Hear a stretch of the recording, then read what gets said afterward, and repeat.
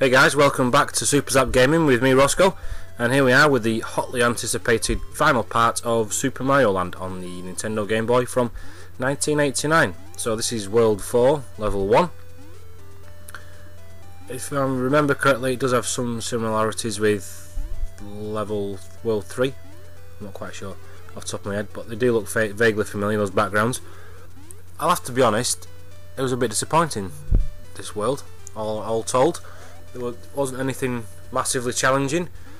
The platform sections, I've definitely done harder Mario games before now. These little tricky buggers. I shot that one. I do lose the Powerball ability fairly soon, because I do manage to snuff it a couple of times on this level.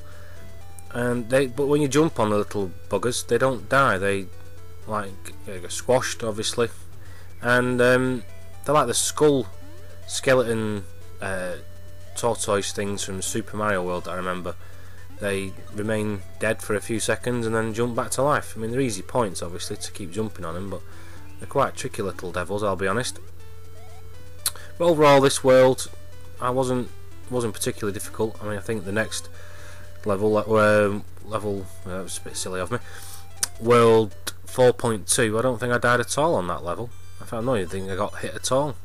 I mean, that for a penultimate level, in my opinion, is not particularly challenging, but like I've said in the past, this was one of the first games out with the Game Boy, and I'm not sure, I wouldn't quite say it's tailored purely to a Japanese audience, but I know the Japanese are not particularly tolerant of games that are either difficult, or it's unlikely basically that they'll see the end credits unless they, become another stupid mistake there, unless they become extremely nerdy and spend all day every day playing it.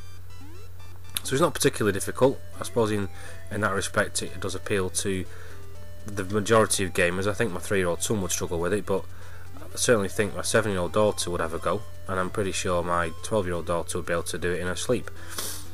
So this is about as difficult as it gets, really. The diagonally sliding platforms.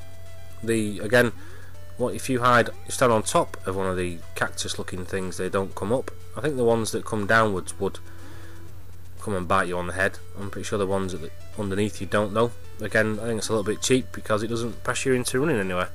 I thought, I hadn't actually uncovered any secrets on this level. I don't remember there being very many, truth be told. I thought I'd have a quick look, but again, there's nothing. I mean, there I had 2 rockets firing at me and a mushroom, and it wasn't amazingly difficult to get out of the way. I'm not sure if they ever put anything in the pipes where the rocket launcher things are. I'll be honest. I don't ever remember seeing one, but it doesn't mean they're not there. Again, I've touched on the other issue, the graphics wise.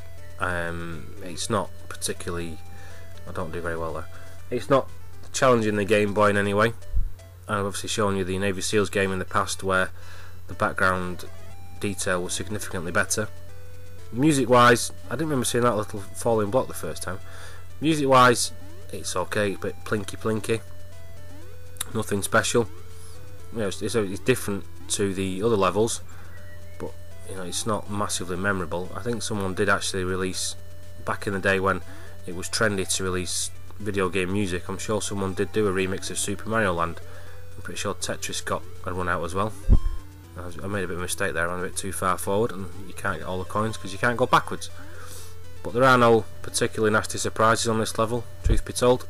There's obviously a scooch down there because I'm a larger Mario, because I stay out that bomb's way. And I think that's World 4.1 pretty much done and dusted. Make sure we get out of the way of that one.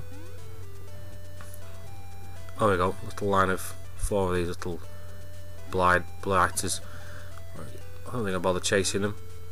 There we go. And there's a nice row of 4 or 5 of these. Again, nothing massively difficult, just jump basically. I'm pretty sure I cocked this one up though. It went a bit jerky, the emulator there, and I couldn't get back on it, so I had to miss that one there. But that's World 4.1 done. So a third of the way there already. Not sure how long did that take. 4 minutes and a bit, and I died 3 times I think on that level. But I'm pretty sure on this one I don't die at all. Again, extremely barren backgrounds really, but anyway. There's a couple of trickier enemies. I mean, tricky enemies, I'm not quite sure is the right way to describe them, but they're a bit harder than the normal ones. Not this one here, this little tulip thing that fires marbles, it seems, into the air. They can be a pain, like this one there, positioned where it is. I can't get underneath it, so I have to jump over it, but you know, the game makes it quite easy. This snake looking dude, I didn't think I'd get him there. And obviously there's a few bonuses there that I can't get to because I'm a small Mario. But you know, there's nothing, it buys you time, there's nothing particularly outrageous there. The final level has a couple of moments right towards the end that are a bit difficult, and I have to say the final boss is much harder than the boss at the end, any other of the bosses, thinking about it. I mean, the boss at the end of the first world only takes a few hits. The boss in the second world takes a few punches, but because you're in the little submarine, you've got quite a lot of firepower there. I mean, this bit could have been harder for my money, but again, I come back to the fact that I think it's trying to appeal to as wide an audience as possible. I won't quite say it's aimed at, you know, toddlers or anything like the tab is that my son's got, but it's not difficult at all. You just take your time basically, and even, I mean, they could have added a few more enemies in. You can even stand on all the blocks and it doesn't get you, even as a big Mario, so there's nothing particularly difficult involved. I think there's a section in the level 2 where you have to time a couple of jumps. You have to drop down onto a platform. That one's probably about the hardest part of the whole game, truth be told. I mean, this one they could have done it where the blocks underneath you, you know, collapsed once you stood on them, but they didn't. It was quite easy, really. I mean, all there is a turtle bomb and a snake dude. I wasn't sure I was going to be able to jump up and get this guy on the head. But there I go. I didn't even really get over the top of him, it just the way the game worked there. Again, just make sure, get out of the way of this guy, bounce over him, drop down, nothing particularly difficult. I do eventually, there we go, this is what I was waiting for, I do eventually find a pipe with quite a lot of coins in it. If you have the fireball, mushroom, leaf, flower, whatever it is, you can actually shoot all these coins, but I only picked up a few because I wanted to try and get through it and show you as much as I could. Again, there's not even any background at all on this bit here, it is quite poor to be honest, but I'll stop labouring that point now. I think we're getting quite close to the end of World 4.2. Just drop down there, run across there. Nothing particularly difficult, only one cactus there. I mean, this isn't particularly difficult, I'll be honest. The next bit's written out on a, you know, on a script for you and sent that one in the post, I think. I do think I managed to get this one, even though it glitched on me right there.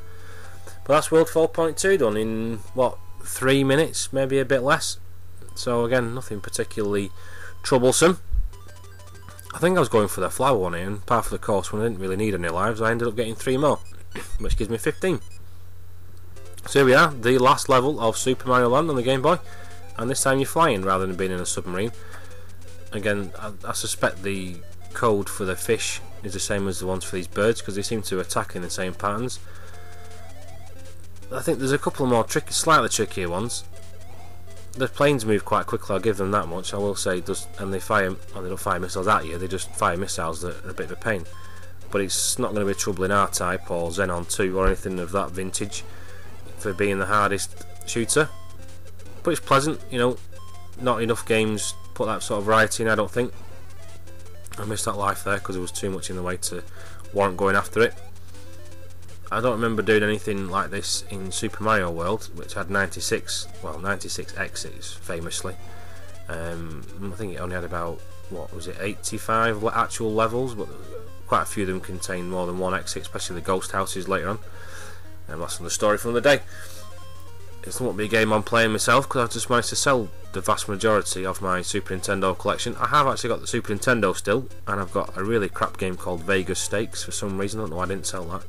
I sold most of it to fund my PVR that I wanted to get to do some HD recording. Basically, anyone who's watched my channel will testify that the video quality and lack of sound is quite piss poor, to be honest, in this day and age. But I have the PVR now. I have an AVmedia C8281 HD capture or something. I'm still getting to grips. This is about the hardest it gets on this level, by the way. This making sure you don't get trapped in the scenery.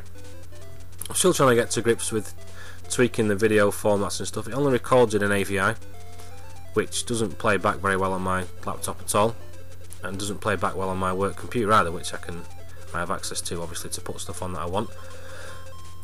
They must have. I'm not the only person with this problem. I nearly died there, because they have actually released an official convert it to. I got hit there. That's the nearest I get to dying, I think. They have released an application that converts your AVIs to MP4 files, which does seem a bit better. The AVIs, for example, this guy's not particularly difficult. If you just keep shooting and keep your eye on the balls that split into 3 rather than keeping your eye on him, then you'll be alright.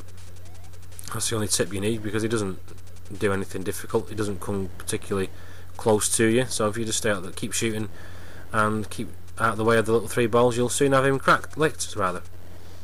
So yeah, there we go. That's Super Mario Land on the Game Boy finished. I think it's taken, what, 7 minutes for the first world, 8 minutes for the second one, and then about 15 each, well, 10 for this one, 15 for the last one, so what's that, 25, 32, under 40 minutes anyway. You should have the whole game done. So I'll shut up now. Thank you for listening, guys. I hope you continue to enjoy the content on SuperZapGaming. Thanks for listening to me, Roscoe, and I'll leave you to enjoy the end sequence. Take care, bye.